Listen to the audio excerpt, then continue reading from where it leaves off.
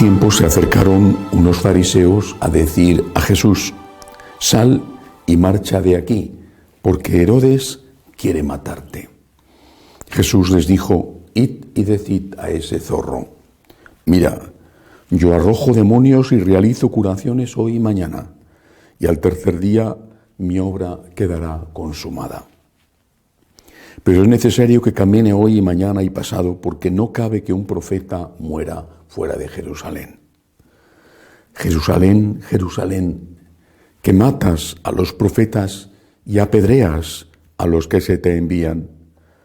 Cuántas veces he querido reunir a tus hijos, como la gallina reúne a sus polluelos bajo las alas, y no habéis querido. Mirad, vuestra casa va a ser abandonada.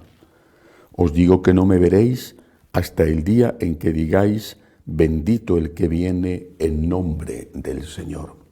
Palabra del Señor. Gloria a ti, Señor Jesús.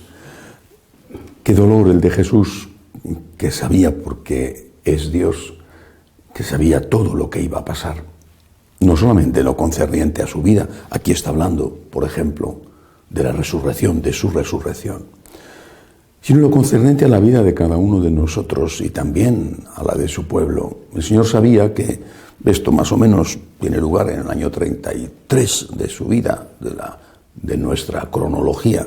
En el año 70, menos de 40 años después, Jerusalén sería completamente arrasada y el gran famoso templo sería destruido piedra sobre piedra.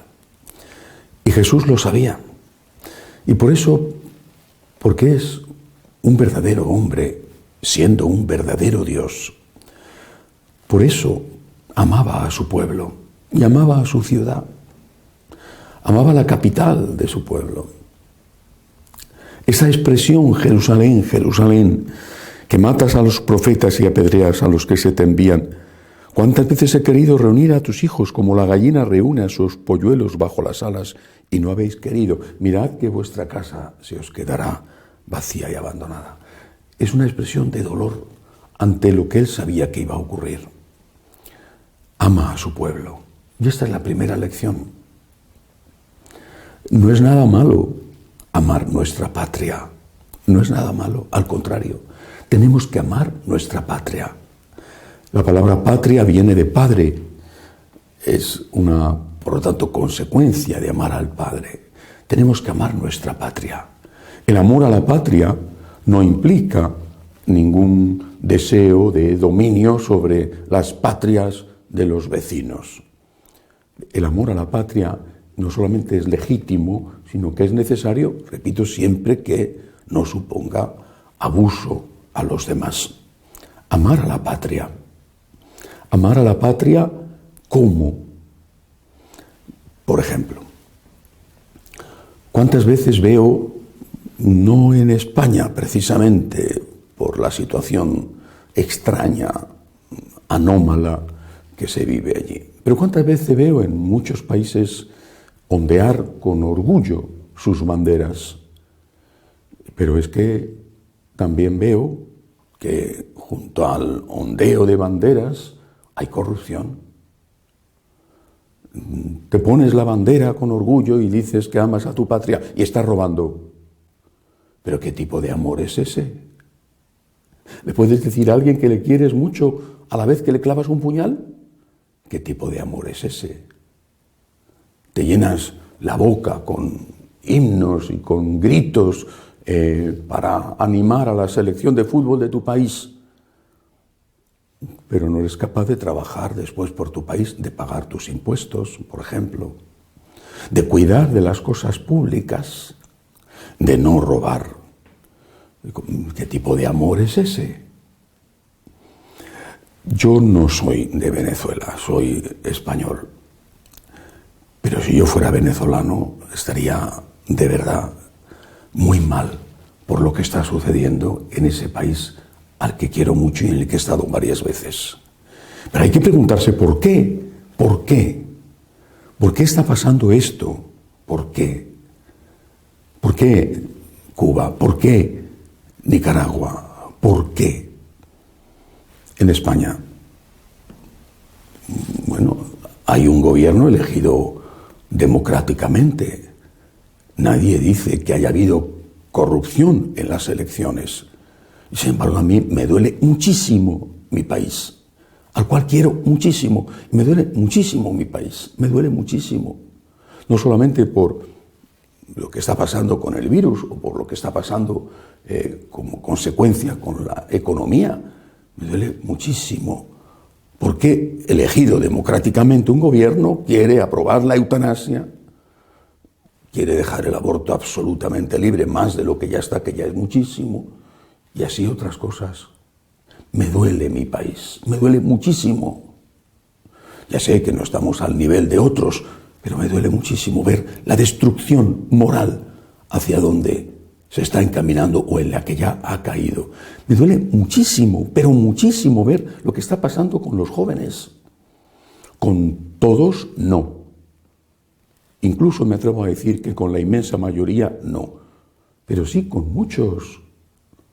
¿Cómo están haciendo esas fiestas clandestinas o no clandestinas y están contribuyendo a la difusión del virus que va a matar después a sus papás o a sus abuelos? Consecuencia de no haber sido educados como debían de haber sido educados en el concepto de deber y no solo en el concepto de derecho. Todo esto me duele muchísimo, muchísimo.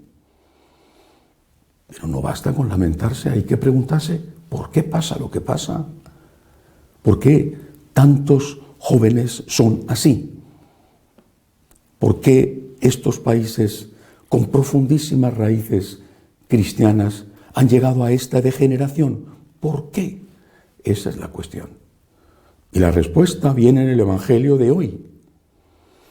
Jesús dice: Jerusalén, Jerusalén, he intentado reunir a tus hijos como la gallina a los pollitos para defenderlos. Es decir, todo lo que pasa viene de habernos alejado de Cristo. Esa es la raíz de todo mal. De habernos alejado de Cristo cuando se estaba en la prosperidad, de no haber mirado las crestas de las colinas que rodean Caracas, llenas de barracones de gente hambrienta. De no haber luchado contra la corrupción cuando se debía de luchar, porque se vivía en la bonanza y se podía robar sin que pasara nada. De no haber sido capaces de defender la vida como había que defenderla por parte de los políticos que tenían que hacerlo cuando gobernaban y tenían mayoría y decían que eran conservadores. Hay que analizar por qué pasa lo que pasa y siempre llegamos a lo mismo. Nos hemos alejado de Cristo.